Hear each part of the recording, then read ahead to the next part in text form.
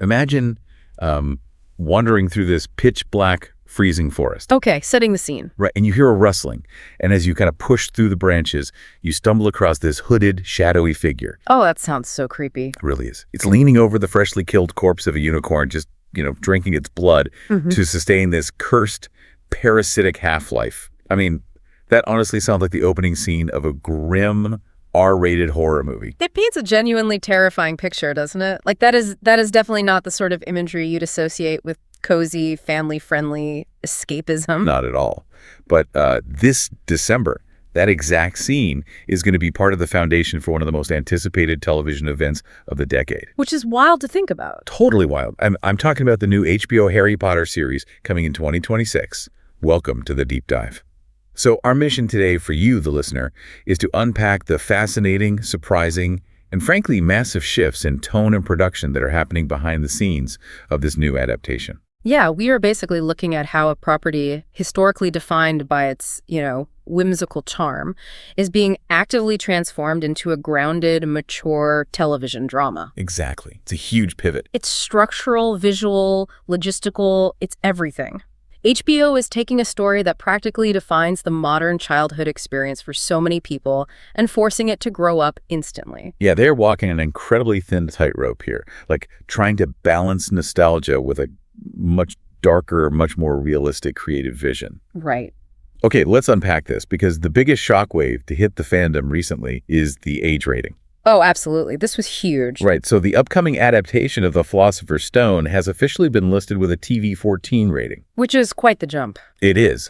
And for those who might not know the exact parameters of that, a TV-14 rating basically means a program contains material that parents would find unsuitable for children under 14 without supervision. Yeah, and that usually triggers due to violence, language, or just an overwhelming overall intensity in the show. Exactly. But I want to pause here because people get really confused about how this works. Right. There is a really common misconception to clear up here regarding how these ratings even come to be. Like, a lot of people assume there is some outside objective board like Nielsen, that reviews the episodes and hands these ratings down like a judge striking a gavel. Right, like the TV police or something. Exactly. But Nielsen actually has nothing to do with assigning television age ratings. The ratings are voluntarily applied by the television networks, the distributors, or the producers themselves. Meaning HBO actively chose to slap a TV-14 rating on the very first season. Yep, they made that call. The season where Harry is literally 11 years old?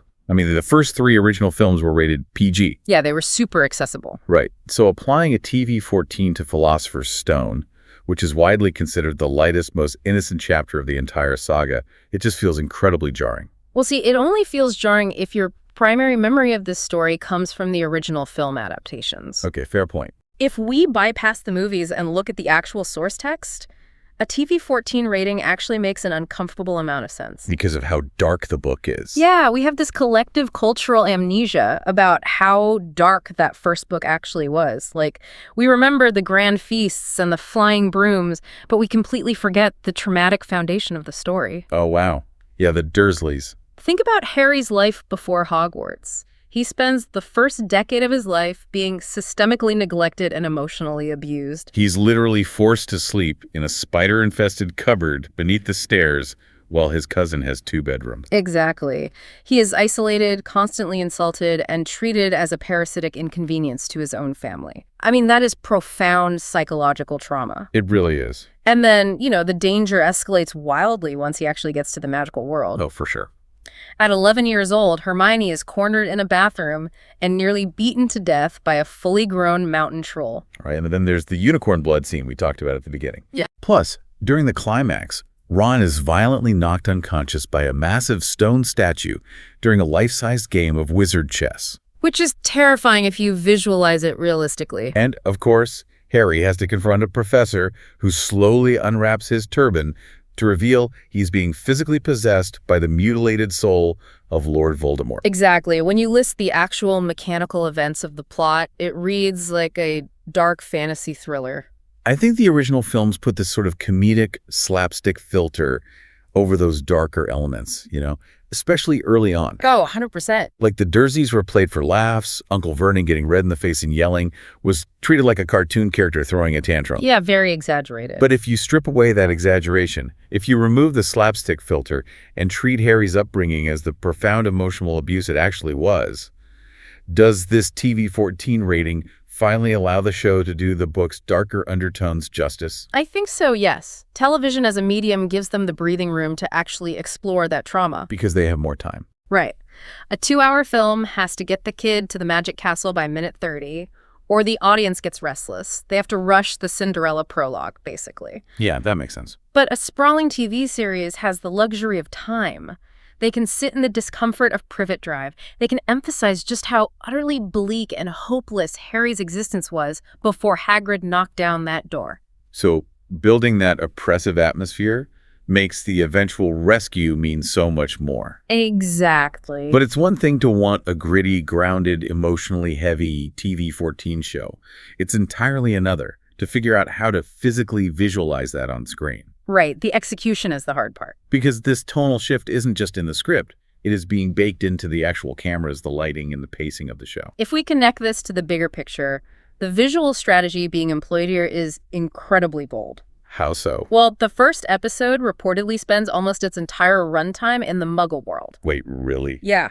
Hogwarts only appears at the very end of the premiere. You have this massive, visually stunning, magical castle, and you're holding it back for an entire hour of television. It's a masterclass in delayed gratification. By trapping the audience in the Muggle world for almost a full episode, the show forces us to feel Harry's mundane, oppressive reality. Wow. And the way they are shooting this Muggle environment is very specific. The cinematography is described as being lit and colored to look bluer and paler. So highly desaturated, Yeah. cold, like a rainy Tuesday in a depressing suburb. Exactly. Highly realistic and intentionally bleak. It sharply contrasts with the warmer, richer colors that will eventually define the magical world. Which is a huge departure from the movies. Massive! They are moving completely away from the deliberately whimsical, almost storybook lighting of the early films, replacing it with this grounded, gritty realism. Here's where it gets really interesting, though. If you're listening to this and wondering why on earth a massive studio would sabotage their own visual spectacle this way, I get it. Yeah, it sounds counterintuitive. Part of me loves the maturity of this choice, but I also have to push back on this creative direction a little bit. Okay, let's hear it. The entire narrative engine of Harry Potter is built on the loss of innocence. You start with Hogwarts Express, the warm sunlight, eating chocolate frogs with your new best friend, and feeling completely safe in this golden, magical wonderland. Right, the warmth of it all. And then, year by year, as Voldemort returns, the color literally drains out of the story. The world gets colder. It does. So if we start off too cold, too muted, and too pale in Season 1, where on earth do they go visually when we hit the graveyard in Goblet of Fire, or the final devastating stages of the Wizarding War? Are they risking starting too close to the destination? That is the million-dollar question, and it is a massive creative risk. You are entirely right about the loss of innocence. Right. Because contrast is what gives a tragedy its power. If the baseline of your world is already oppressive and heavily shattered, you leave yourself very little runway to get darker later on. Yeah, you hit a wall. You can only turn the lights down so low before the screen is just black. And then nobody can see what's happening, which is a complaint we hear a lot in modern prestige television. Oh, constantly. The production team clearly understands this risk, though. Starting darker gives this new adaptation a distinct, mature identity right out of the gate. It sets a tone immediately. Exactly. It immediately tells the viewer, this is not the movie you watched in 2001. It asserts its own artistic independence. Yeah, but at a cost. Definitely. Yeah. It makes creating that necessary, devastating contrast in the later seasons much, much more difficult. They're going to have to rely entirely on emotional darkness, the acting, the script, the stakes, rather than just dimming the visual lighting when the time comes. Which brings us to the actual physical reality of capturing that emotional darkness. The logistics. Right. We've established that HBO wants gritty realism, profound emotional weight, and a TV-14 tone. But how do you actually execute a grounded, high-budget, intense drama when your lead actors are literally children? You enter a logistical nightmare. Yeah. The production schedule behind the scenes has been explicitly described as brutal. Brutal. That's a really heavy word for a production about a magic school. It is crucial to clarify what that means in this context, though. This is not about the mistreatment of children or unsafe working conditions. Right, right. Quite the opposite, actually. Exactly. The brutality refers to the sheer difficulty of operating a massive, multi-million-dollar television machine within the incredibly strict legal parameters designed to protect child welfare and education. Because you can't just work an 11-year-old for a 14-hour day like you can with an adult actor. The official working rules for actors age 9 and older are incredibly rigid, as they should be. They are permitted to do up to 2.5 hours of continuous performing, and a maximum of 5 hours of performing in total per day. Okay, so think about the mechanics of that. Yeah. You are trying to shoot a sprawling, emotionally complex epic, and you only get your main trio in these tiny fractured bursts. Right. The production often only has these 90-minute windows with the kids before they have to be whisked away again. So imagine you are a director. You have an hour and a half to get your lead actors onto the set, get them into the right emotional headspace, run the scene, and capture potentially up to 6 different camera setups. In 90 minutes. And then mid-thought, the clock runs out and they have to go back to math class. It's like trying to build this emotional Lego masterpiece, but someone only hands you 3 random pieces every few hours and then turns the lights off. That is a perfect analogy. How do they even maintain any sort of narrative flow or emotional continuity? By shooting heavily and sometimes bizarrely out of order, while the kids are off studying in the temporary state-of-the-art school that Warner Bros. Built right there at the studios, the crew does not stop. Because time is money. Exactly. They shoot everything that doesn't require the children's faces. Establishing shots, lighting tests, close-ups of hands or wands. But it gets even more complex than that. Let's talk about the acting dynamic. An adult performer might have to deliver their most heartbreaking or terrifying lines of dialogue to a piece of tape on a stand-in's forehead. Wait, really? Yeah, why? Because the child actor won't be available to film their side of the conversation until 4 hours later. That is wild. I mean, I know shooting out a sequence happens on every movie set, but doing it 6 times a day, every day, for an entire season? That is why the schedule is considered brutal, and there is a massive artistic danger here. Acting is not a mechanical function. No, it's emotional. Right. You can't just press a button and have an 11-year-old seamlessly drop back into a state of profound grief or sheer terror after spending the last 2 hours learning fractions. That is such a weird gear shift for a kid. If the director and the crew don't handle this perfectly, the scenes run the risk of feeling completely fragmented. The audience will subconsciously feel that the actors weren't actually in the same room, sharing the same emotional moment. Wow. If filming the kids is this fragmented puzzle box nightmare, who actually has to fix it? The editors. Right. Who takes all these disjointed, out-of-order clips of adult actors talking to tape and kids acting terrified after math class and makes it look real. That burden falls entirely on the editing room. And the scale of the footage this production is generating is staggering. It really is. Let's look at the Quidditch match as the perfect example of this scale. Okay, yes. The first major Quidditch match is going to appear in episode 7 of the season. And the detail that absolutely blew my mind was the crowd reactions. Oh, the crowd footage. Yeah. The production reportedly recorded roughly 7 hours of just crowd reaction footage. It's unbelievable. For one match. In a single day. 7 hours of extras cheering, gasping, and pointing at a green screen. What's fascinating here is the internal warning among the crew regarding this abundance of material. Yeah. They're literally saying that more isn't always more. Which feels totally counterintuitive. I mean, if you're a filmmaker, wouldn't having unlimited options and endless angles be an absolute dream? You would think so, but when you generate hundreds of hours of footage, it actually makes the editing process infinitely more perilous. Really? Yeah. Think about the mechanics of digital editing. You have a timeline on a screen, and you are trying to build a 30-second sequence of high-stakes action. Okay, I'm with you. If you have 5 or 6 good takes of a crowd reacting, you can easily find the best one. But when you have 7 hours of reactions, you no longer have a scene, you have an archive. Oh, I see. Editing that Quidditch match is like trying to find a needle in a haystack, except the haystack is made of other slightly duller needles. That is exactly it. It becomes incredible. So what does this all mean for the final product? Does an essentially unlimited budget and endless shooting time actually put more pressure on the basic fundamentals of filmmaking? Absolutely. Because money cannot buy narrative momentum. That is a great point. No amount of CGI budget or 7-hour crowd reaction reels can magically generate excitement in a Quidditch match.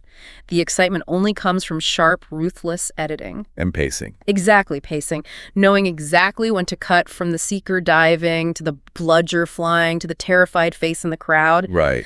And similarly, an edgy TV-14 rating means absolutely nothing if the writing isn't strong enough to make that maturity feel earned. HBO is clearly throwing everything they have at making this story their own, but they have to maintain laser focus, or the core of the story will simply drown in the excess. It is an incredible tightrope they're walking. It really is. On one hand, you have this breathtaking ambition. They're taking their time, delaying the reveal of Hogwarts to build this oppressive Muggle reality, and crafting a distinctly mature, visually grounded TV-14 world. Yeah, pushing the boundaries. But on the other hand, they're constantly battling a brutal, logistical ticking clock of child labor laws, fragmented emotional performances, and mountains of footage that threaten to overwhelm the editing room. They are trying to capture lightning in a bottle. Yeah, but they are only allowed to open the bottle for 90 minutes at a time. Exactly. They aren't just remaking a story, they are attempting to fundamentally change the tone of a generational touchstone, all while navigating some of the most complex production logistics in television history. It makes you look at the final product, whenever it hits our screens, with a completely different level of appreciation and scrutiny, honestly. Oh, the scrutiny will be intense. Which leaves us with a final thought for you to chew on. The original Harry Potter films were, for millions of people, an inviting escape. They were a bright, whimsical fantasy you could retreat into when the mundane world got too heavy. A comfort watch. Right.